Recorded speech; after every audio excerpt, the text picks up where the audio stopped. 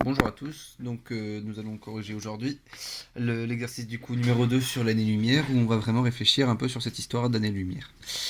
Donc la première question que je vous pose, comme vu dans l'exercice précédent, donc on sait que la vitesse de la lumière est de 300 000 km par seconde. C'est une valeur arrondie qu'on utilisera à chaque fois dans les exercices.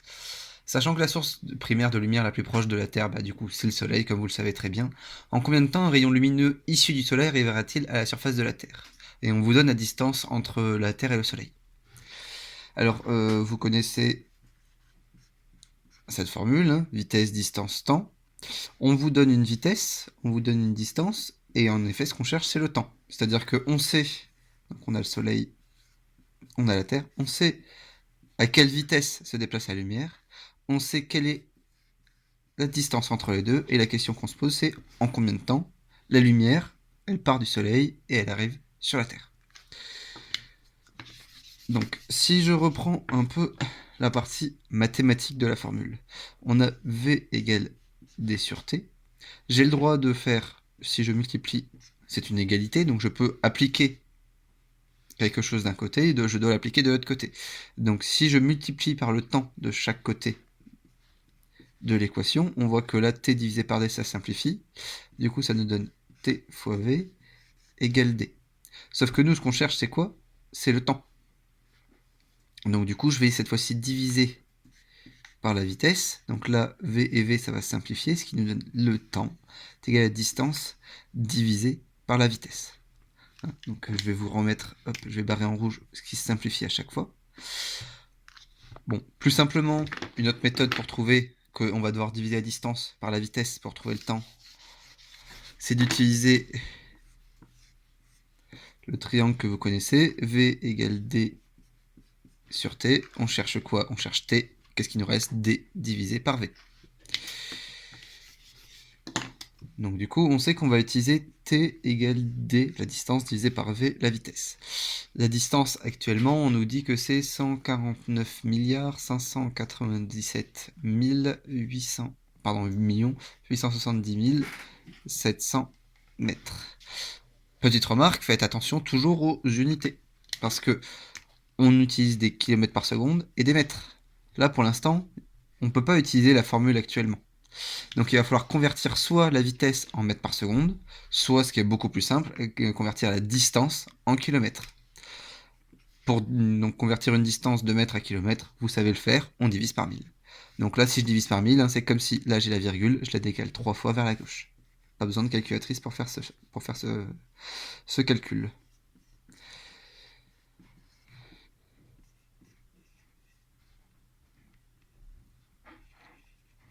Donc du coup, on a une distance de 149 597 870,7 km. Les deux zéros qui étaient apparents sur le résultat d'avant n'ont pas lieu d'être ici.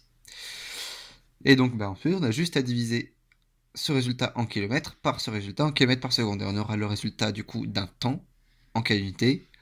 On a bien des secondes ici, donc ce sera en secondes.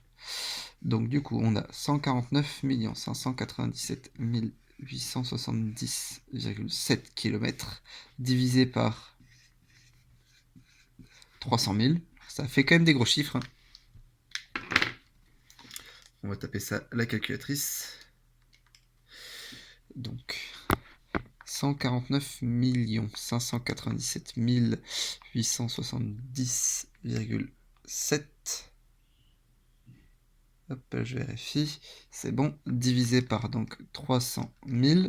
Ça nous donne 498,7. On va arrondir. Environ 498,7. Et je vous ai dit quelle était l'unité. 498,7. Donc c'est un environ.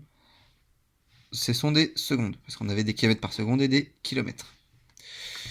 Sauf que bon, c'est bien beau, 498,7 secondes, environ 500 secondes, mais ça fait combien en minutes? Ça aussi, normalement, c'est une conversion que vous savez faire. Il suffit de diviser le résultat par 60. Ce qui nous donne 8,3. Encore une fois, je fais un arrondi. On va faire 8,31 minutes. Attention, 8,31 minutes, ça vous devez le savoir. 8,31 minutes, ce n'est pas 8 minutes et 30 secondes. C'est 8,31 minutes.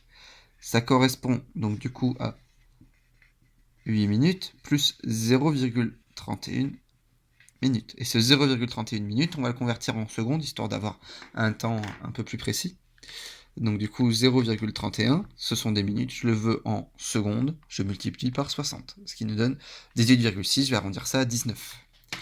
Donc ça nous donne 8 minutes et 19 secondes. Donc voici le temps que met la lumière pour partir du Soleil vers la Terre. Cela veut dire que, actuellement, la lumière qu'on reçoit sur Terre, elle a été envoyée il y a 8 minutes et 19 secondes par le Soleil.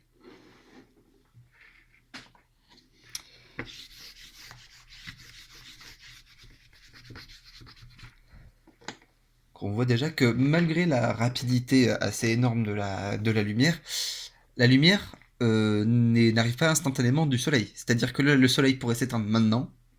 Pendant 8 minutes, on ne verrait rien. Il faudrait attendre 8 minutes et 20 secondes pour d'un coup qu'il fasse nuit, qu'on n'y voit plus rien. Pour la question 2, du coup. Proxima du Centaure, une des étoiles les plus proches de notre système solaire, se situe à 4,242 années-lumière. Alors là, c'est un piège, pour l'instant, vous n'avez pas lu le cours dessus, mais c'est pour essayer de vous y faire réfléchir. 4,242 années-lumière de notre Soleil. Donc bon, j'ai quand même détaillé un peu ce que ça voulait dire dans la question. Cela veut dire qu'il faut 4,242 années pour que la lumière fasse le trajet entre Proxima du Centaure et le Soleil. À quelle distance cela correspond-il? En fait, ce qu'il faut comprendre, c'est que quand on voit 4,242 années-lumière, on a envie de lire année et du coup de se dire que c'est un temps. Sauf qu'en fait, non. 4,242 années-lumière, c'est une distance. Pourquoi? Parce que, donc du coup, on a Proxima du Centaure, on a le Soleil, la lumière, on connaît sa vitesse, 300 000 km par seconde, et ben on sait qu'il va lui falloir 4,242 années à cette lumière, à cette vitesse, pour faire ce trajet. Donc du coup, là que je vais noter AL, ça c'est bien une distance. Ça correspond à une distance, ça correspond à la distance que ferait la lumière pendant ce nombre d'années. Donc c'est vraiment la partie un peu complexe du chapitre, c'est qu'on voit année-lumière, on a envie de penser à un temps. Non, c'est pas un temps, c'est une distance. C'est la distance que parcourrait une année-lumière, c'est la distance que va parcourir la lumière pendant un an. Voilà pour l'explication, donc on va essayer de convertir ça. Donc, la lumière, en une seconde, elle fait quelle distance? 300 000 km. C'est bien ça, 300 000 km par seconde. Du coup, en une minute, elle va faire, on peut faire un produit en croix, une minute ça fait 60 secondes, on va faire un produit en croix, ça va nous donner 300 000 fois 60, ça va nous donner, donc 300 000 fois 60, ça nous donne 18 millions de kilomètres. Ça commence déjà à être une assez grande distance. Maintenant, 4,242 années-lumière. Là, en une minute, c'est ça la distance, 18 000 km. Donc, vous doutez bien qu'on va avoir un nombre de zéros. Déjà, pour une minute, regardez le nombre de zéros qu'on a. Alors, imaginez pour 4,242 années. Donc, je vais passer la calculatrice en mode scientifique. Ça va nous permettre... Excusez-moi. Ça va nous permettre donc de faire apparaître la puissance de 10 telle qu'on l'a déjà vu. Donc là, ce résultat-là apparaîtra sous la forme de 18 fois 10 puissance 6 km. Le fois 10 puissance 6 correspond au nombre de zéros qu'on voit derrière. Donc 18 fois 10 puissance 6 correspond à un 18 avec 6 zéros derrière. Alors par contre, il va falloir quand même convertir une année. Ça fait combien de... Ça fait combien de secondes? Alors, pour savoir combien ça fait de secondes, une année, c'est égal à 365,25 jours, ce qui nous fait 365,25 fois 24, parce que dans un jour, il y a combien d'heures? 24 heures. Donc 365,25 fois 24, Ce qui nous donne... Donc là, sur la calculatrice, quand vous voyez E3, ça veut dire x 10 puissance 3. Donc du coup, c'est égal à 8,766 x 10 puissance 3, quoi? Ce sont des heures. Donc ça correspond en fait à un 8,766 avec la virgule qui se décale 3 fois vers la droite, le x 10 puissance 3. Donc 8766 heures. C'est le nombre d'heures qu'il y a dans une année. Pour avoir le nombre de minutes, on va multiplier par 60, et pour avoir le nombre de secondes, on va encore multiplier par 60. 60 fois 60, ça fait 3600. Donc en fait, je prends ce résultat qui est en heures, et je le multiplie par 3600 directement pour l'avoir en secondes. Donc je vais le multiplier ici, le 8,766 x 10 puissance 3 par 3600, pardon. Ça nous donne 3,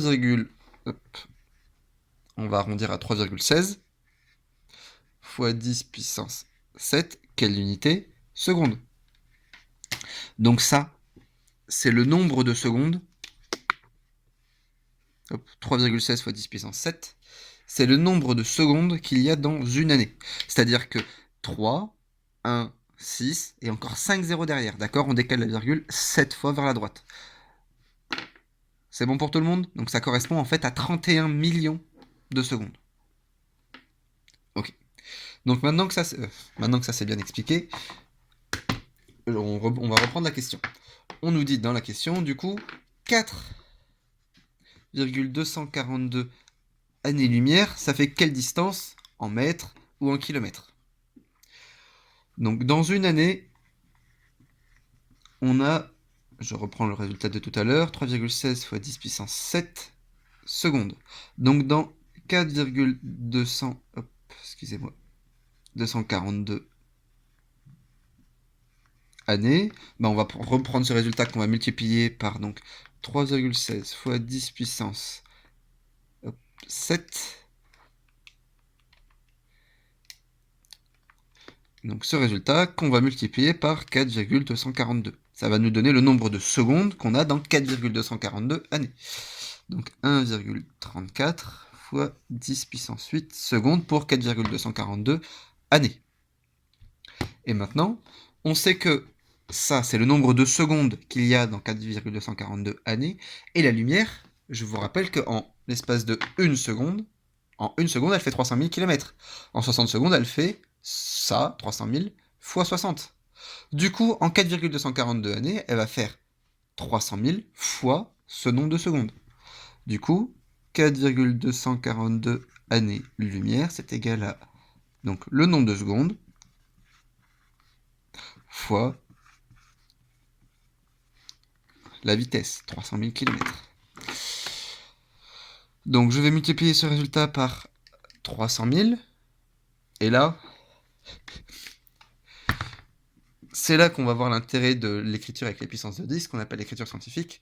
Donc je vais arrondir à 4 directement, 4,02. Donc on a 4, on va garder 4,02, fois 10 puissance, vous voyez là le chiffre ici, fois 10 puissance 13. Donc, je rappelle, ça c'est le nombre de secondes qu'on a calculé juste avant dans 4,242 années. Ça, c'est le nombre de kilomètres, 300 000, le nombre de kilomètres parcourus par la lumière en 1 seconde. Donc ça, c'est le nombre de, c'est bien des kilomètres, c'est le nombre de kilomètres parcourus en 4,242 années. Donc en fait, et là vous pouvez d'ailleurs bien remarquer, j'ai mis 4,242 années-lumière, c'est bien une distance, et j'ai mis c'est égal à des kilomètres qui vient une distance, donc une distance est bien égale à une distance, l'année-lumière est bien une distance. Et donc, là, donc Proxima du Centaure, qui est une des étoiles les plus proches de notre système solaire, elle est à 4,02. Imaginez, il y a en gros un 4 avec 13 zéros derrière. Ça donne 4. Donc je décale la virgule. 1, 2, 3, 4, 5, 6, 7, 8, 9, 10, 11, 12, 13. Et ça, ce sont des kilomètres. Ça, c'est la distance entre Proxima du Centaure, une des étoiles les plus proches de notre système solaire, et notre système solaire, et le Soleil. C'est assez énorme, et vous voyez bien que là, c'est totalement illisible. D'où l'intérêt d'utiliser les puissances de 10.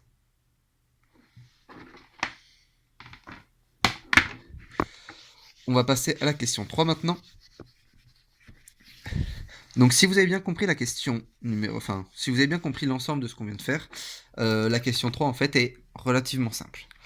On vous dit Altaïr est une étoile visible de la Terre, elle se situe à 16,77 années-lumière. Je vous rappelle que donc ça c'est une distance qui correspond à le nombre de kilomètres que va parcourir la lumière en 16,77 années.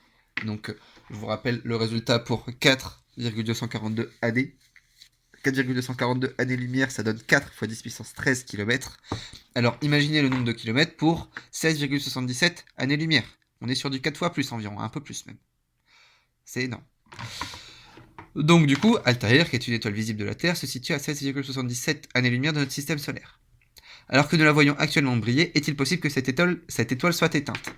Reprenons ce que j'ai dit sur le Soleil. La lumière met 8 minutes et 19 secondes pour partir du Soleil et arriver à nos yeux, sur la Terre. Donc c'est-à-dire que là, le Soleil s'éteint maintenant. Si on attend 8 minutes et 19 secondes, on peut encore le voir briller. Si on attend 8 minutes et 20 secondes, d'un coup, on le verra éteint.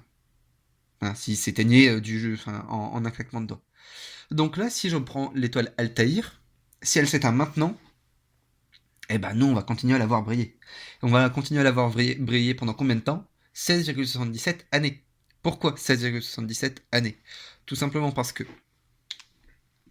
donc on a Altaïr et la Terre. Donc là, la distance, c'est 16,77 années-lumière. Maintenant, imaginons le dernier rayon de lumière, l'étoile Altaïr s'éteint, le dernier rayon de lumière qui part maintenant. La lumière, elle va se déplacer à une certaine vitesse, et vu que la distance, c'est 16,77 années-lumière, ça veut dire que il va falloir 16,77 années pour que la lumière arrive sur Terre. Et vu que c'est bien de la lumière qui est envoyée par Altaïr, alors du coup, il va falloir attendre une durée de 16,67 années pour voir l'extinction d'Altaïr. J'espère que c'est clair pour tout le monde. N'hésitez pas à m'envoyer des questions par hélico, par exemple. Bonne journée à tous.